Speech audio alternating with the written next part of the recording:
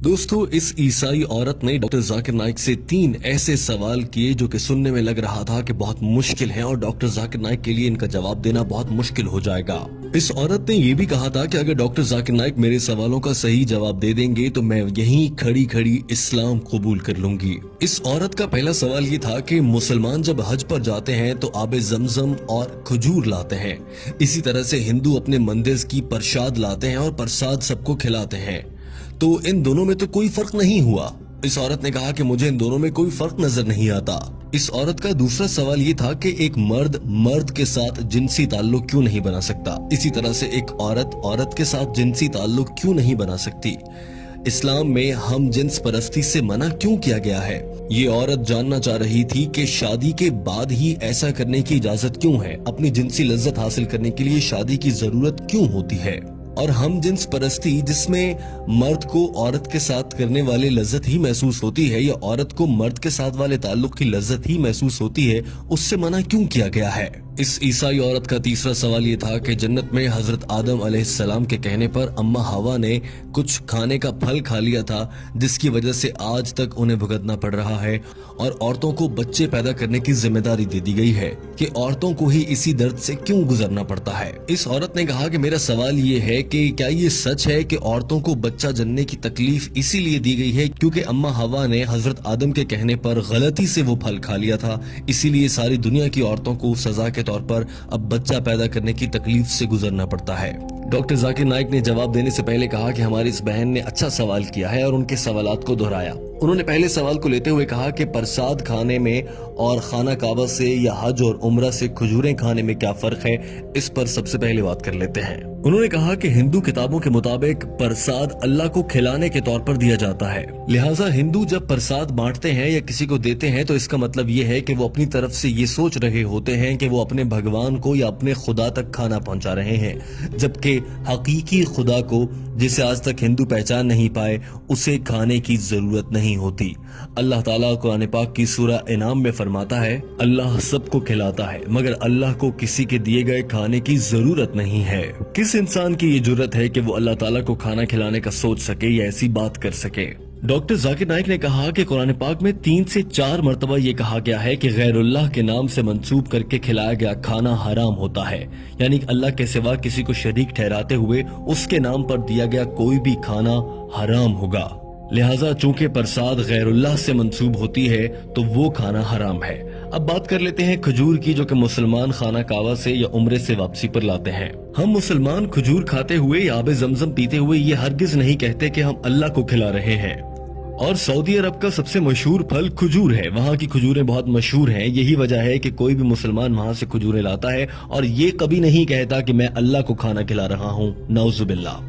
Doctor Zakir Naik ने कहा कि ये भी जहन में रहे कि खजूर बहुत मुफीद ग़िज़ा है और सेहत के लिए भी बहुत अच्छी है, लेकिन याद रखिए अगर हिंदू प्रसाद के नाम पर खजूर भी देगा तो वो खाना हराम है, क्योंकि ये गैरुल्लाह के नाम से नामजद या मंसूब है, लिहाजा मुसलमान इसे नहीं खा सकते और ये खाना हराम होगा, भले कोई हिंदू प्रसाद की सूरत में खजूर ही दे रहा हो। दूसरे सवाल की जाने बढ़ने से पहले डॉक्टर जाकिर नाइक ने कह दिया कि ये है हिंदू और मुसलमान में फर्क कि मुसलमान ऐसा नहीं समझते कि उनके बनाने वाले रब्बे ताला को, अल्लाह को किसी के खाने की जरूरत है, जबकि हिंदू ऐसा समझते हैं कि उनके भगवान को खाना खिलाने की जरूरत है। डॉक्टर जाकिर नाइक ने कहा कि हमारी इस बहन का दूसरा सवाल ये था कि हम जिन्स परस्ती क्यों गलत है, मर्द के साथ और औरत के साथ सेक्स या जिनसी ताल्लुकात क्यों नहीं रख सकते, जबकि मकसद तो लुत्फ लेना ही होता है और इसके लिए शादी करने की क्यों जरूरत है, शादी के बगैर ये सब क्यों नहीं किया जा सकता। डॉक्टर जाकिर नाइक ने इसका जवाब देने के लिए कुरान पाक की आयत का हवाला दिया और कहा, अल्लाह ताला कुरान पाक की सूरह असरा आयत नंबर 32 में फरमाता है कि ज़िना के करीब मत जाओ क्योंकि ये बेहयाई और बुरा रास्ता है। और कुरान पाक में एक और जगह इरशाद फरमाया गया है कि और तुम मर्दों के साथ जिनसी ताल्लुक रखते हो, यानी तुम हद से गुजरते हो, बिलाशुबा ये बेहयाई है, यानी तुम इस्लाम में लगाई गई हम जिन्स परस्ती पर पाबंदी को तोड़ने वाले हो, जो कि हराम है। और अल्लाह ताला ने मियाँ बीवी के लिए एक दूसरे के दिल में मोहब्बत रख दी है, बेशक गौर करने वालों के लिए इसमें बहुत सी निशानियां हैं। लिहाजा हम जिन्स परस्ती से लज्जत लेना कुरान पाक की रूह से इंतहाई गलत है اور ہم جنس پرستی میں لطف تو ہو سکتا ہے مگر محبت نہیں ہو سکتی، جو کہ اللہ تعالیٰ نے خالصتاً میاں بیوی میں ایک دوسرے کے لیے رکھتی ہے۔ اور سائنس بھی یہ کہتی ہے کہ انسان حقیقت میں ہم جنس پرستی کو ناپسند کرتے ہیں۔ اب آپ یہ بھی نکتہ اٹھا سکتی ہیں یا اٹھاتی ہوں گی اکثر کہ ہم جنس پرستی دو لوگ اپنی مرضی سے کر رہے ہیں، ہم اس میں کون ہوتے ہیں بولنے والے، لیکن ہمارے خدا نے، اللہ تعالیٰ نے اس سے منع فرمایا ہے۔ ڈاکٹر ذاکر نائک نے کہا کہ اسلام نے اس حوالے سے شادی کو اسی لیے رکھا ہے، اسی لیے انسان میں جنسی لذت حاصل کرنے کی خواہش بھی بہت زیادہ رکھی گئی ہے تاکہ وہ جلد از جلد شادی کریں اور اس کے بعد ان کی اولاد نرینہ ہو اور انسانوں کی آمد کا سلسلہ قیامت تک یوں ہی چلتا رہے۔ اور اگر ہم جنس پرستی ہوگی تو بچے کیسے پیدا ہوں گے؟ ڈاکٹر ذاکر نائک نے کہا کہ حضرت محمد صلی اللہ علیہ وآلہ وسلم نے ارشاد فرمایا کہ میاں بیوی کا آپس میں جنسی تعلق رکھنا دراصل عبادت ہے۔ اور آج سائنس ہمیں یہ کہہ رہی ہے کہ ایک جانب وہ لوگ جو شادی کرتے ہیں مختلف جنس کے لوگوں سے اور دوسری جانب وہ لوگ جو ہم جنس پرستی کرتے ہیں ان کے درمیان موازنہ کریں تو شادی کرنے والے لوگ زیادہ خوشگوار اور اچھی زندگی گزارتے ہیں۔ ڈاکٹر ذاکر نائک نے یہ بھی کہا کہ اسلام، یہودیت، عیسائیت اور تمام مذاہب ہی ہم جنس پرستی سے روکتے ہیں اور یہ انسان کی صحت اور اس کی نفسیات کے خلاف ہے۔ ڈاکٹر ذاکر نائک نے کہا کہ میں جب کینیڈا گیا تو میں نے وہاں پر دیکھا کہ ہم جنس پرستی کے اشتہار لگے ہوئے تھے، جبکہ کینیڈا جیسے ملک میں اس سے منع کیا گیا ہے۔ پوری دنیا میں اس سے منع کیا جا رہا ہے اور اب دنیا کو یہ سمجھ آ رہی ہے کہ یہ کام غلط ہے اور پوری دنیا اب ہم جنس پرستی پر پابندی لگا رہی ہے، مگر بھارت میں ہم جنس پرستی کو اور اس رواج کو فروغ دینے کی باتیں ہو رہی ہیں اور اسے عام کرنے کے لیے قانون بنانے کی باتیں کی جا رہی ہیں، جو کہ غلط ہے۔ ڈاکٹر ذاکر نائک نے تیسرے سوال کی جانب بڑھنے سے پہلے یہ بات واضح کر دی کہ ہم جنس پرستی آپ کو جہنم میں لے کر جائے گی۔ اور اب آ جاتے ہیں تیسرے سوال کی جانب۔ ڈاکٹر ذاکر نائک نے کہا کہ تیسرا سوال یہ تھا کہ اگر اماں ہوا نے جنت میں گندم کا دانہ کھایا اور وہ دنیا میں آ گئیں تو اب اس کے بعد سے دنیا کی ساری عورتوں کو بچہ جننے کے لیے وہ تکلیف سہنا پڑے گی اور یہ اس بات کی سزا ہے۔ انہوں نے کہا کہ ایسا غلط ہے، دراصل یہ بائبل میں لکھا گیا ہے اور بائبل کی وجہ سے ہی عیسائی حضرات یہ خیال کرتے ہیں کہ عورت کو بچہ جننے کی تکلیف سے اسی لیے گزرنا پڑتا ہے کہ اس نے جنت میں گندم کا دانہ کھا لیا تھا، مگر اسلام میں کہیں بھی ایسا نہیں کہا گیا کہ اس غلطی کی اکیلی ذمہ دار اماں ہوا تھی۔ ہر موقع پر دونوں کو ہی قصوروار ٹھہرایا گیا ہے۔ قرآن پاک میں 3 جگہ ایسا آیا ہے جس سے اندازہ ہو جاتا ہے کہ اس غلطی کو دونوں ہی پر ذمہ داری ڈالی گئی تھی۔ مثال کے طور پر ایک جگہ کہا گیا کہ ہم نے ان دونوں کو منع کیا کہ گندم کا دانہ نہیں کھانا، ایک اور جگہ کہا گیا کہ ان دونوں نے اللہ سے معافی مانگی، اور ایک اور جگہ کہا گیا کہ ان دونوں کی غلطی پر ہم نے انہیں سزا کے طور پر دنیا میں بھیج دیا۔ ہر جگہ پر دونوں کا ذکر ہوا ہے، اکیلی حضرت اماں حوا علیہ السلام کا ذکر نہیں ہوا۔ لہٰذا قرآن پاک کی روح سے حضرت اماں حوا اور حضرت آدم علیہ السلام دونوں ہی ذمہ دار ہیں۔ چونکہ بائبل میں کچھ تبدیلیاں کر دی گئی ہیں اس لیے بائبل میں معلومات بدل گئیں اور اب عیسائی مذہب کے فالو کرنے والے لوگ اسے غلط سمجھ بیٹھتے ہیں، جبکہ اسلام میں ایسا بالکل بھی نہیں ہے۔